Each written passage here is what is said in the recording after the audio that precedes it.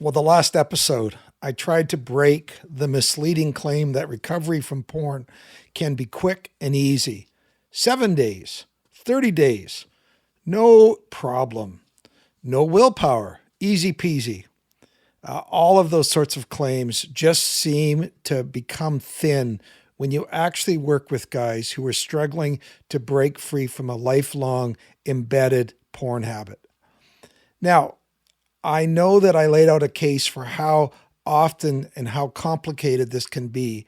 And I said in that episode that it's probably going to take something akin to a year, not only to change the embedded patterns in your life, but also to create a long-term, sustainable new reality, the reality that you really, truly desire for your life. So, having said that, I now want to kind of add to that and play the role of a bit of a tour guide. And let's chart out the journey over the year and discuss some of the challenges and opportunities you'll face. You know, when you're going to go on a tour, you look at, well, what are the stops going to be? What are we going to do on those stops? Where are we going to go? Kind of like that. So what would that year more or less feel like? We answer that question today on Finding Traction. Welcome aboard. Guys ready?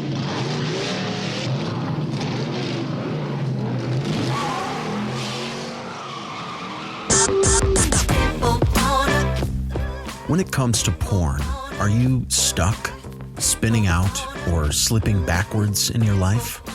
If so, then welcome to the Finding Traction podcast, a show dedicated to those who are looking to gain recovery momentum away from porn and toward the life and relationships they have always hoped for. Now, here's your host, Vern Tomke.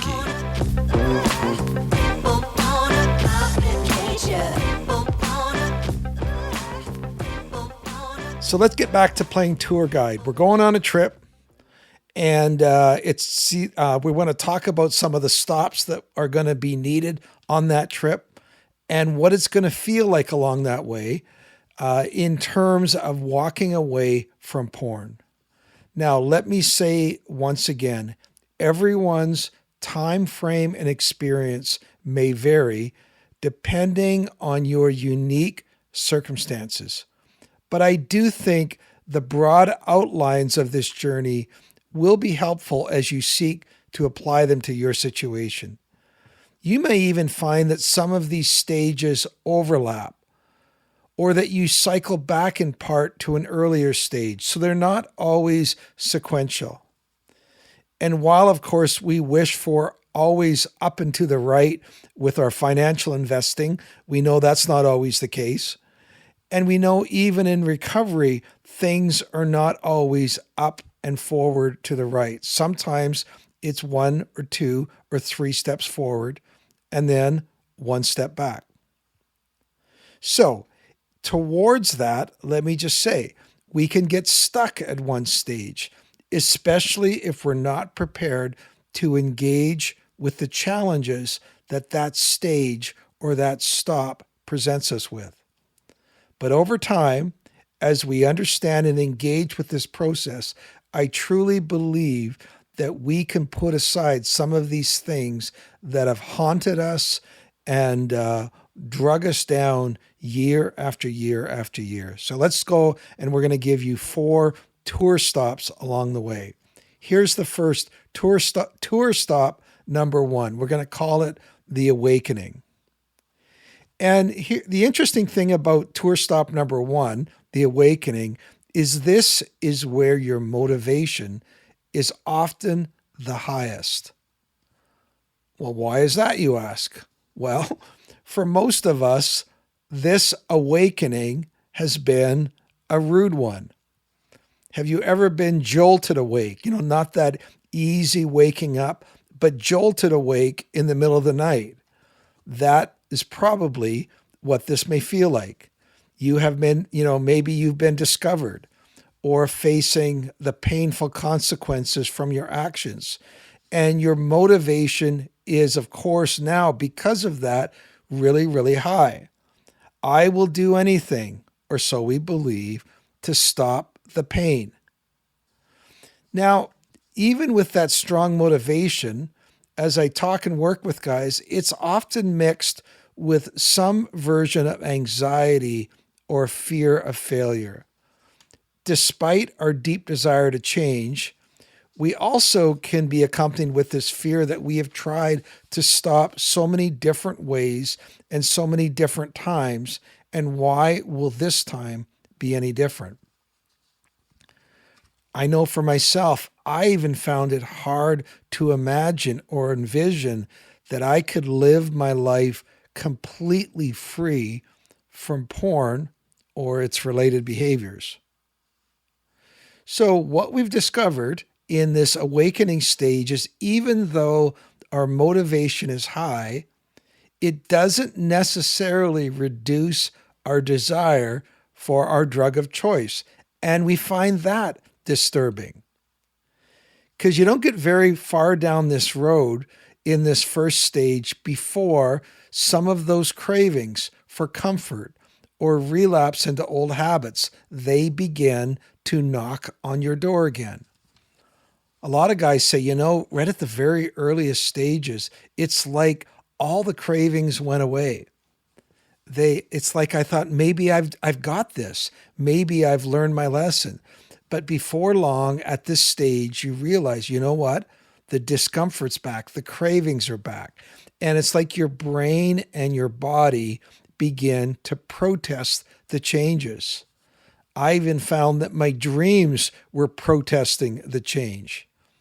As a result, you can find at this stage, awakening stage, irritability and distress, because at one level you need to change, but everything in your body and your mind is saying, no, we are not going to change.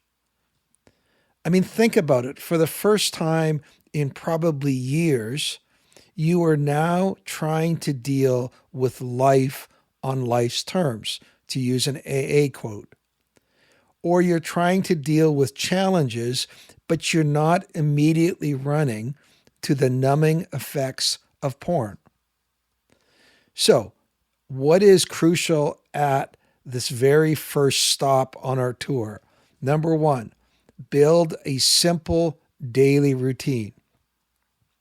The same wake-up time, the same sleep schedule. Focus on small improvements, even 1% improvements. Be aware of, if you're a journal person, journal with what you're learning. But here's the key. Get into some version of accountability, a mentor, a coach, a group, a therapist. You can't do this on your own. We're not even going to talk about that, because we've talked about it again and again and again. And remove triggers ruthlessly. If you've been listening to my podcast for any time, I've given brand new guys 2 challenges just because of the experience that I've had in working with guys. Challenge number 1, I say, I want you to do this until you're hitting 60 days of clean time. Number 1, I want you to call somebody every day or check in with somebody every day. And challenge number 2, I want you to go on a 30-day social media fast. The goal in this stage is to face that craving and to really, for the first time, face, can I make it through this discomfort without reverting back to my old patterns? So that is tour stop number 1. We're just going to call it the awakening. Now, the next stage, unfortunately, doesn't come with a great, positive, pleasant-sounding name either. It's called the wall. Patrick Carnes calls this stage chaos. And we're just going to say, if the first stage was month 1 or 2, remember, these are just guesstimates, we're going to call this next stage months 3 and 4. And it's here that the honeymoon truly ends. The motivation that you started with so strongly now seems hard to connect with. You almost have to connect. That's where the big why comes in. It feels work, but you have to connect with it intentionally. It's like you go, I remember how committed I was in the early days. Where did that go? I sometimes say if I could have drawn blood from my, guys in early recovery, week one, and then re-injected that along the way, boy, that would sure make it easy. You start having thoughts in the second tour stop, things like, is this really worth it? Boy, this is way harder than I thought. Cravings start taking on more subtle forms. Even if you have ruthlessly eliminated triggers, you now find yourself looking for creative little hits along the way. So you're facing a form of fatigue because the honeymoon's over. You're having thoughts like, is this really worth it?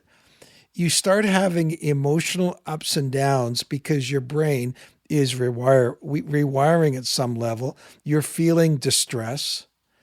And if you do slip, this is where you have to realize that this is a part of learning. It is not a sign of failure. So at this second stage, this is where you're now squarely facing the reality of your emotions. And now, maybe for the first time in years, you start looking for new ways of regulating and new ways of coping with your new reality. And sometimes your distressing reality. At this stage, perhaps you approach some of your spiritual practices and you now go, I've got to find a new depth and intensity. The depth of wells, WELLS, that I have dug in my life spiritually are not serving me any longer. I have got to find some deeper sources of nourishment, replenishment. You start re-examining your habits, the ones that are serving you and the ones you are serving. Which ones are helpful? Which ones are not helpful? At this stage, you may realize, you know what? I am really isolated. I have so few friends, or the friends I do have are shallow. This is not an easy stage, but this is where you really start to understand, you know what? I started this really just wanting to stop looking at porn. And now, for the first time, I am facing that this involves an entirely reworking of the way that I do life. So at this stage, you have to start re-examining your internal why. You have to start practicing a new depth of spiritual practices. And you have to start looking at new, healthier habits, ways to maybe get healthier forms of dopamine. And at this stage, you now turn to face, what does it look like for me to live my life in a new way? That is stage 2, tour stop number 2. Tour stop number 3, let's just put again, we're just going to spitball. We're going to call this months 5 to 8. Remember, we're scoping this all into a 1-year time period. We're going to call months 5 to 8 the rebuilding. Tour stop number 3. Now, it's in the last stage where we realized that we needed to develop a whole new set of practices for our life. But the last stage was about a growing awareness. It's actually at this third stage where we actually begin to anchor these new practices by developing habitual routines. So last stage is we were coming to a realization. This is a stage where by practice and consistency, we actually begin to anchor them in our lives. There's an old saying that says, show me what you do on any given day, and I'll show you the person you're becoming. So at this stage, you may finally start to feel some new, good, positive feelings. You may start to get glimpses of what this new, better life could look like. And so Those glimpses are not going to be every day and not all the time, but you're starting to go, you know what? Today, I had an afternoon where I wasn't fighting temptation. I was at peace. I had some degree of serenity. I felt really good about my job. Like I felt today was a day where I was experiencing some of the benefits you're talking about. At this stage, you can start experiencing greater energy.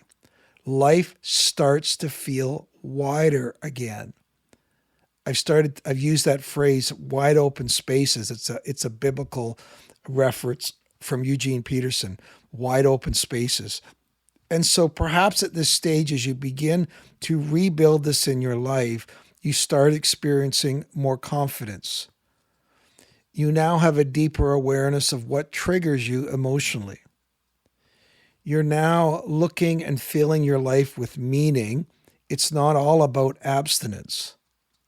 Yes, there's still a tension between the old you, but there's now an emerging you, and you're going, you know what?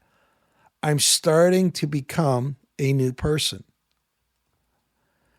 Now, this whole idea is I am now beginning to rebuild my life, and then I'm anchoring it with practices and habits and routines.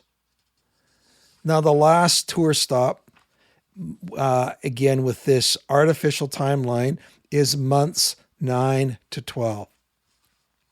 We're going to call this the new normal. And this is where you are living as a new person. You're not just fighting the old person. At this point, you may experience new equilibrium, balance, stability. It doesn't mean that you don't have to stay vigilant or aware of old patterns, but you now know what it feels like to be living some version of this new life. Perhaps you experience confidence. But let me say, you still are going to experience at times the old emotions. And a part of your brain is when I have this old emotion, that is the stimulus. And the first thing my brain remembers is the old response of porn.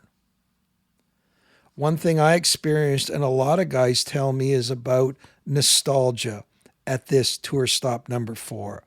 Nostalgia is that crazy thing where you remember, it's like remembering how great of an athlete you were in high school. But really, when you're in high school, you hated being in high school for a whole bunch of different reasons. And nostalgia is where you remember some of the good feelings that porn gave you. You conveniently forget about all of the negative, horrible things that it resulted in your life. You just remember that. Your brain doesn't filter that, doesn't remember that. It just says, oh, I remember what makes me feel good. So in the new normal, this is where you are consolidating. This is where you reflect on the gains that you've made, where you still need to be vigilant. At this stage, maybe you turn and you help somebody who's not as far as you are. Or you practice, gratitude is now a greater reality in your life. For now, at this stage, number 4, you're actually not just doing habits, they're becoming a part of who you are.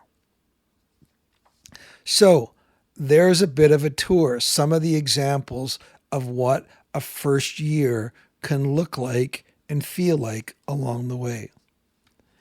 Now, as I've been going through this and actually beginning to expand on what some of these stops have looked like and felt like, some of you may have had a rough thought. You know what, Vern? Forget the idea of a fast, easy recovery. I think I'm ready to leave that one for good. But as you've been going through these artificial timelines and talking about some of these things, this actually feels really optimistic, what you gave me. And you know what? You're probably right. And so what if it takes longer than a year? How long did you have these destructive, embedded habits in your life? put whatever recovery timeline into the broader context of how long you've been fighting and dealing with this on your own. And the last question I would ask is, so what's the exact opposite? Just getting off the tour altogether? Just giving up on recovery?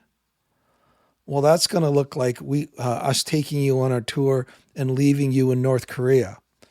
Just say, hey, enjoy North Korea, because that's what it's going to look like and feel like. And we all know what that entails for our lives. So anyways, welcome to the tour. I'm still on the tour, and I'll be on the tour probably to the rest of my life.